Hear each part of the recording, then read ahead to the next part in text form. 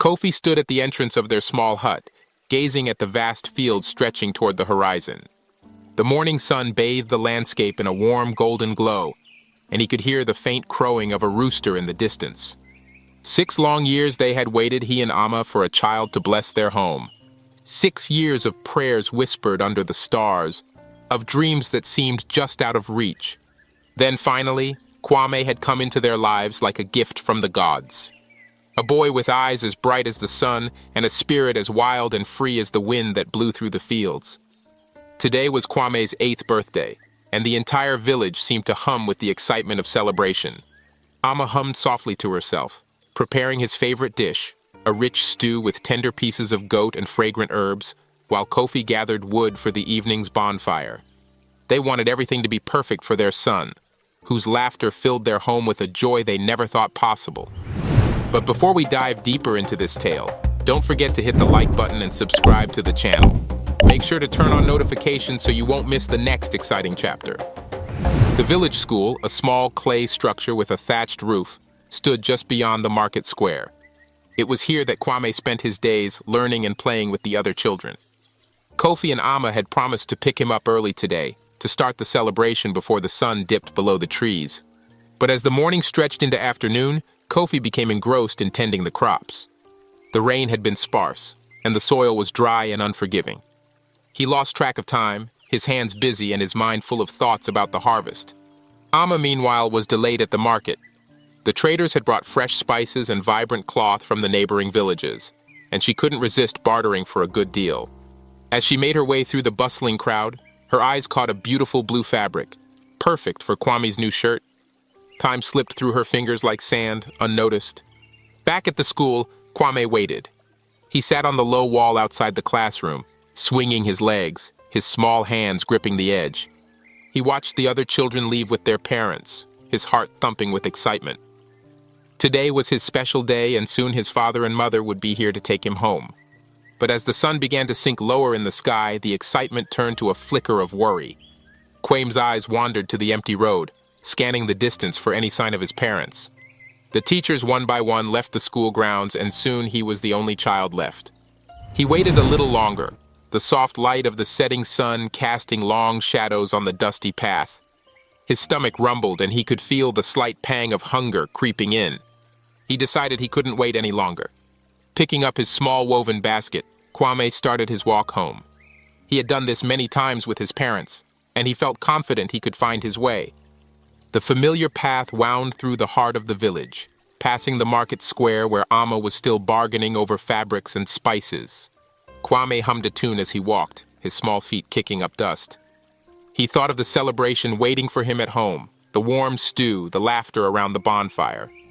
But as he crossed a narrow road just outside the village, a gust of wind caught his basket, and it slipped from his hands, rolling onto the road.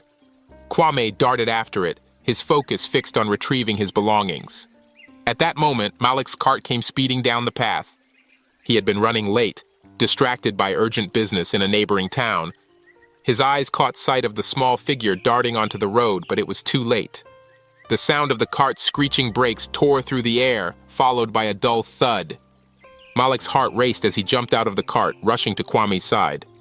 The boy lay still, his body crumpled on the dusty road, and Malik's breath caught in his throat. Panic surged through him, but he knew he had to act quickly. He lifted Kwame carefully, noticing the boy's fragile frame and the shallow rise and fall of his chest. Without a second thought, he placed Kwame in the cart and sped off toward the nearest town, his mind reeling with the urgency of the situation. The dusty road stretched before him like an endless river, and Malik whispered a silent prayer to the gods, hoping he wasn't too late. The cart jostled over the uneven road, and Malik kept glancing at the unconscious boy beside him. Kwame's face was pale, his breathing uneven, and a trickle of blood stained the corner of his mouth. Malik's hands gripped the steering wheel so tightly his knuckles turned white. Every second felt like an eternity as he raced towards the small clinic in the nearby town. He knew the clinic had limited resources, but it was the closest place that could offer any help. Arriving at the clinic, Malik jumped out and shouted for help. A nurse rushed out, her face shifting from curiosity to alarm as she saw Kwame. She quickly ushered them inside, calling for the doctor. Malik paced back and forth, his heart pounding in his chest, watching as the medical team examined the boy. After what felt like hours, the doctor emerged with a grim look. "He has severe internal injuries," the doctor said. "We need to stabilize him, but our facilities here are limited. He must be taken to the city hospital immediately if he is to have any chance." Malik nodded without hesitation. "I'll take him. Just do what you can to keep him alive until then." The next hour was a blur of motion and adrenaline. The nurses did what they could to stabilize Kwame, hooking him up to an IV and administering painkillers. Malik felt a surge of fear, but he pushed it aside. There was no time for fear now. Once they had done everything possible, the boy was carefully transferred back into Malik's cart, and he set off again, driving even faster than before, heading toward the main city miles away. Meanwhile, back in the village, Amma was finally finished at the market, a smile on her face as she admired the blue fabric she'd bought for Kwame's new shirt. Kofi had finished his work in the fields and was heading home, his hands calloused and dusty. Both felt a sense of satisfaction as they thought of the celebration awaiting them. But as they neared the house, Amma's smile faltered. Kwame was nowhere to be seen. Panic gripped Amma's heart as she dropped the fabric and rushed inside. "Kofi!" she called out, her voice tight with worry. "Where is Kwame? He should have been home by now." Kofi's face turned pale. I thought he was with you. You were supposed to pick him up from the school." Amma's heart sank. She realized at that moment what they had done. The day's chaos, the distractions, had caused them to forget the most important thing. Without another word, they both turned and ran toward the village school, their hearts pounding in their chests. The cart sped along the dusty road toward the city. Malik's mind raced with thoughts, a mixture of fear and determination. He knew he had no time to waste. Every bump in the road sent a jolt of fear through him as he glanced at Kwame, lying still beside him. The boy's breathing was shallow, his face still pale, and Malik felt a tight knot forming in his stomach. "Hold on, little one," he whispered, urging the cart forward. "Just hold on." As he neared the outskirts of the city, the dirt road gave way to cobblestone streets, and the air grew cooler with the shade of taller buildings. Malik felt a flicker of hope. The city hospital wasn't far now. He maneuvered through the busy streets, his horn blaring, drawing curious and concerned looks from passers-by. He didn't care. All that mattered was reaching the hospital in time. Finally, he arrived at the hospital entrance, and a team of doctors and nurses rushed out to meet him. They quickly assessed Kwame's condition and hurried him inside, leaving Malik standing outside, breathless and covered in sweat. His heart still pounded, but there was a moment of relief knowing that Kwame was in better hands now. Hours passed, and Malik sat in the waiting area, his thoughts heavy. He knew he had to find Kwame's parents, to let them know what had happened.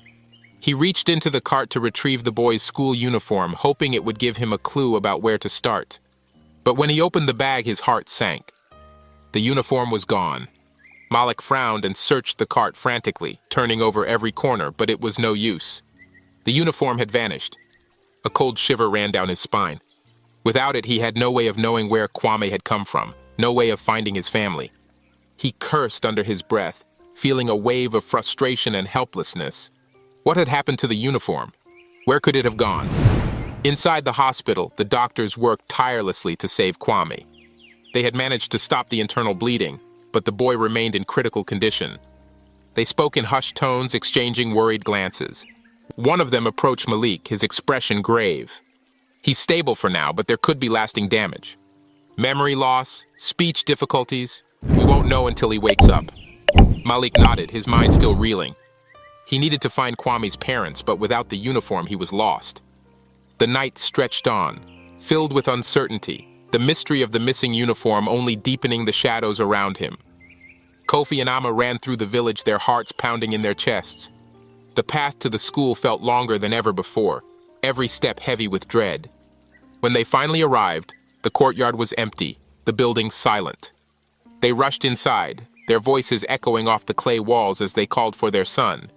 The head teacher, a middle-aged woman with kind eyes, appeared at the doorway, concern etched on her face.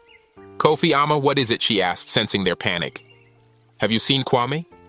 Amma's voice was frantic, her eyes wide with fear. We forgot to pick him up." The head teacher's face fell. "Oh dear. Kwame left on his own some time ago. He waited a long time, but then he decided to go home."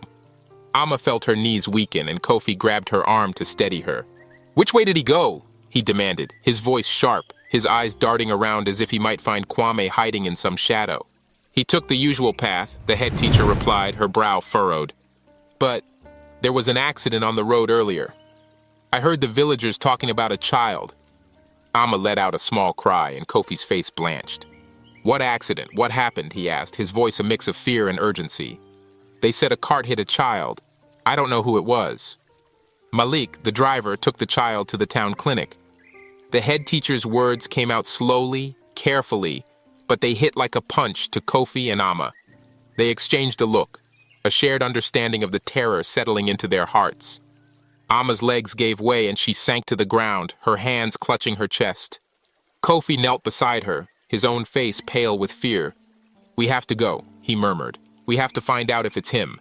Gathering their strength, they rose and hurried toward the main road, their hearts pounding with every step. The walk felt endless, each moment dragging on, the fear clawing at them with every second. As they neared the edge of the village, they stopped a passing villager who confirmed the news. The child had been taken to the town clinic. Kofi and Amma didn't wait another second. They borrowed a cart and set off, their minds filled with dread and guilt. Meanwhile, in the city hospital, Malik paced the waiting room, frustration gnawing at him. How could the uniform have disappeared?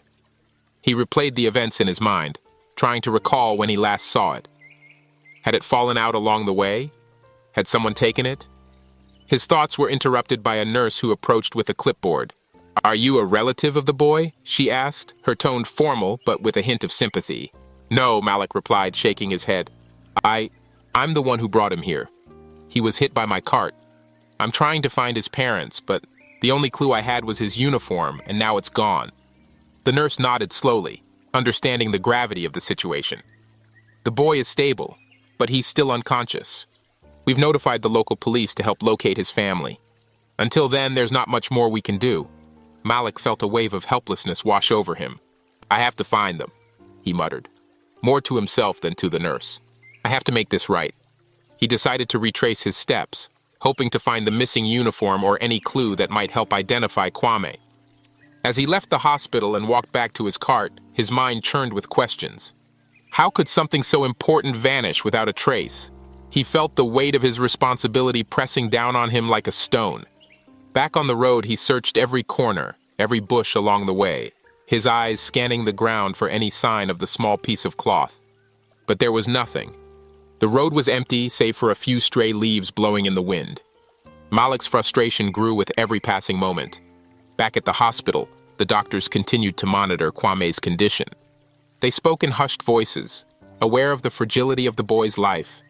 Inside the quiet room, machines beeped steadily, and a faint breath escaped Kwame's lips.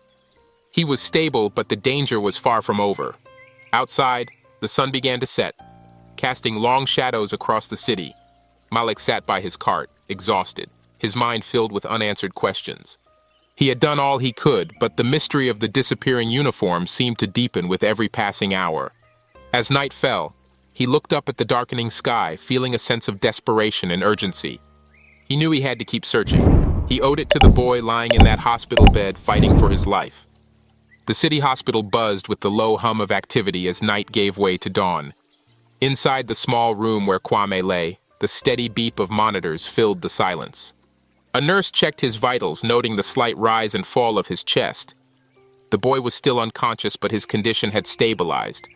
It was a small victory, but uncertainty loomed large over his future. Would he wake up? And if he did, what would he remember? Malik remained outside, leaning against the cool brick wall of the hospital, his eyes bloodshot from lack of sleep. He had spent the night searching, retracing his steps, but he had found no sign of the missing uniform. The only clue that could connect Kwame to his family had disappeared like a whisper in the wind. Frustration and guilt weighed heavily on him. He knew he had to keep trying.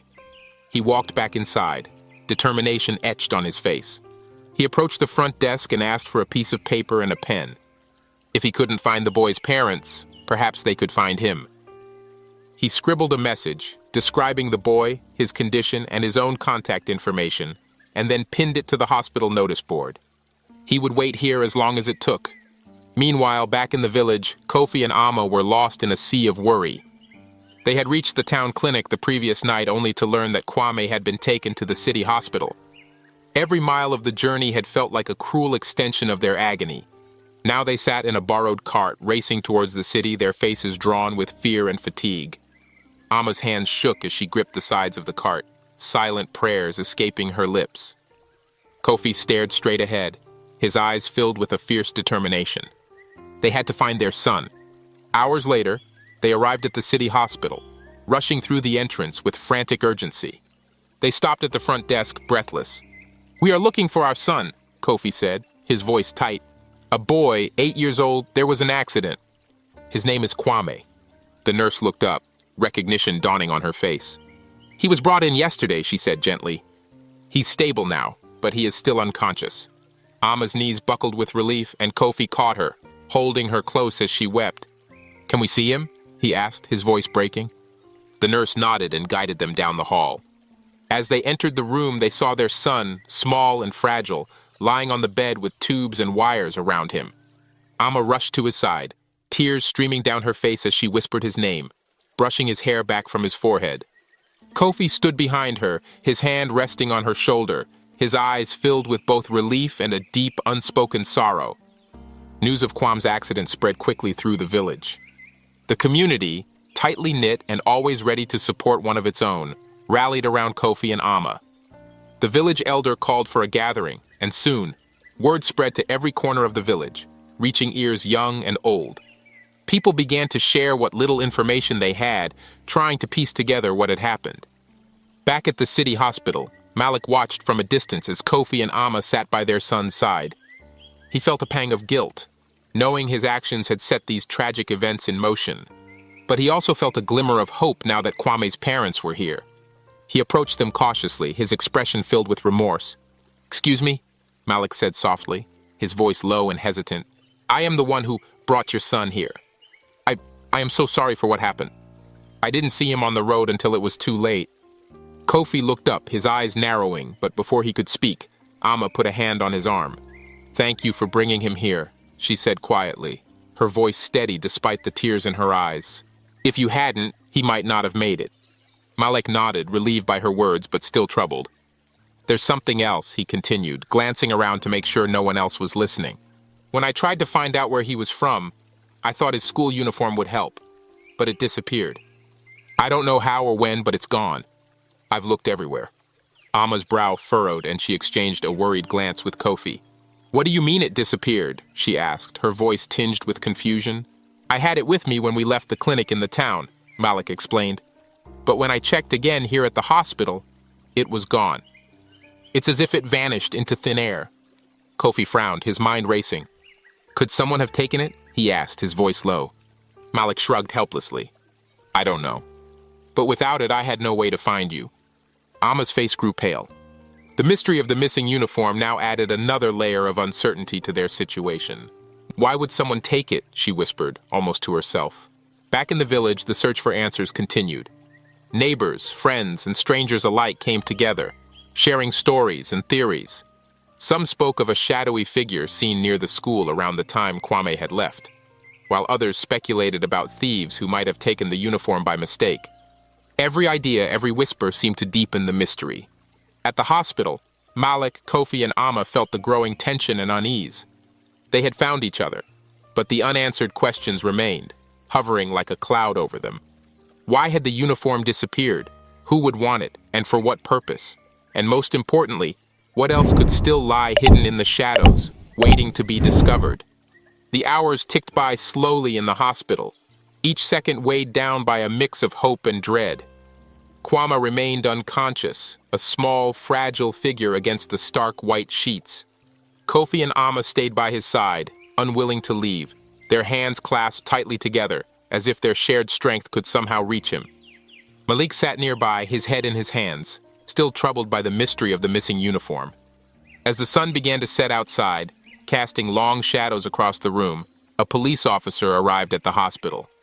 He was a tall man with a serious expression, his uniform crisp and his eyes sharp. "I'm here to investigate the accident," he announced to the room. We need to understand exactly what happened and find out why this boy's uniform disappeared. It's important to find out if there was any foul play involved. Malik stood up, feeling a mix of guilt and determination. I'm the one who brought him here, he explained. I've already told the doctors everything I know. But the uniform, it just vanished. I have no idea how or when. The officer nodded and began to question Malik about the events of the day, noting every detail with careful precision. As Malik recounted the story, Kofi and Amma listened intently, their expressions shifting from worry to confusion. They had no idea who might have taken the uniform or why. Just then, a nurse entered the room, her face pale and her hands trembling slightly.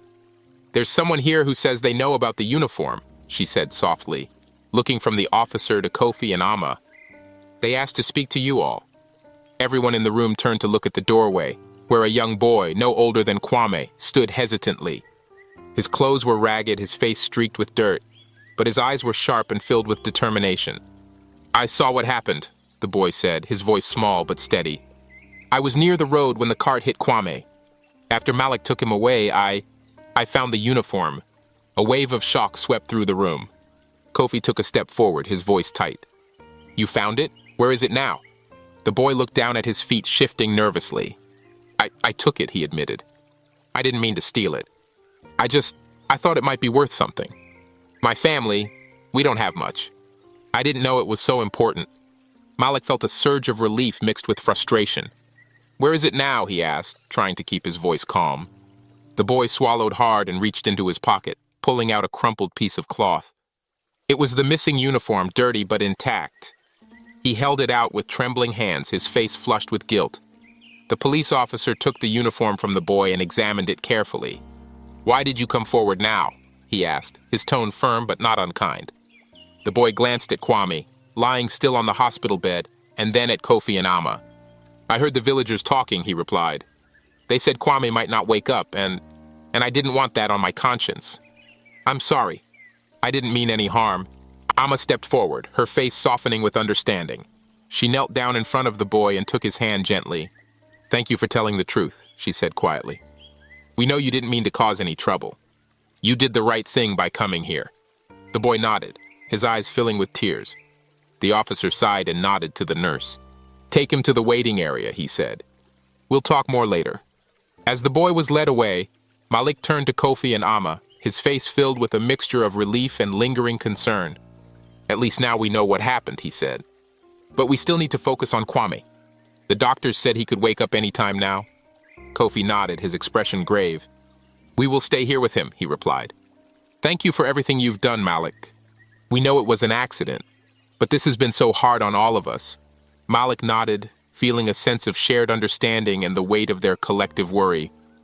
They all turned their eyes back to Kwame, waiting for a sign, any sign, that he was still with them.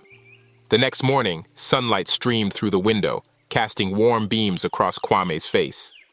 Amma sat beside him, holding his hand, her eyes weary but hopeful. Kofi paced the room slowly, his hands clasped behind his back, his gaze fixed on the still form of his son. Malik sat quietly in the corner, watching, waiting. And then slowly, Kwame's fingers twitched. Amma gasped, tightening her grip on his hand. Kwame, she whispered, her voice barely audible. Kofi rushed to the bedside, his heart pounding. Kwame, can you hear us? He asked, his voice filled with both hope and fear. Kwame's eyelids fluttered, and for a moment, it seemed as if he would remain still. But then slowly his eyes opened. He blinked against the bright light, his gaze unfocused at first, then slowly finding his mother's face. Mama, he whispered, his voice hoarse and weak. Amma's eyes filled with tears, and she nodded, smiling through her sobs. Yes, my boy, I'm here. We're all here. Kwame turned his head slightly, his gaze moving from Amma to Kofi, and then to Malik. He seemed confused, his brows furrowing slightly. Where am I? You're in the hospital, Kwame, Kofi explained gently. You had an accident, but you're going to be okay. You're safe now. Kwame nodded slowly, but his eyes seemed distant, as if he were trying to piece together a puzzle with missing pieces. I don't remember, he murmured. I don't remember much. The doctor entered the room, his face calm and composed. It's normal for there to be some confusion at first, he assured them. But the fact that he's awake and speaking is a very good sign. With time, his memory might return fully. Relief washed over the room like a wave. Amma and Kofi clung to each other, and even Malik couldn't help but smile. The nightmare seemed to be lifting, if only slightly. As the days passed, Kwame began to recover, slowly but surely. He struggled at times to remember small details, and his speech was sometimes halting, but each day brought new progress. The doctors were optimistic, and the villagers, hearing the good news, began to send messages of support and hope. Malik stayed in the city for a few more days, watching over the boy he had come to care about so deeply. Before he left, he visited Kwame one last time, kneeling by his bed. "I'm so sorry for what happened," he said, his voice thick with emotion. "I didn't mean to hurt you, Kwame."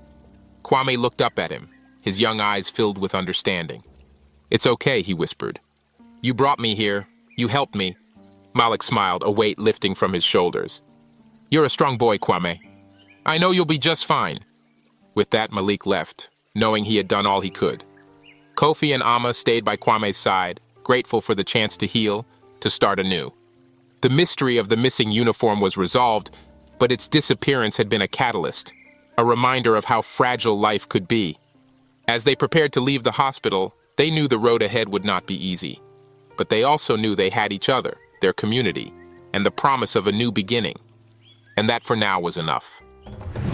Don't forget to hit the like button and subscribe to the channel. Make sure to turn on notifications so you won't miss the next exciting chapter.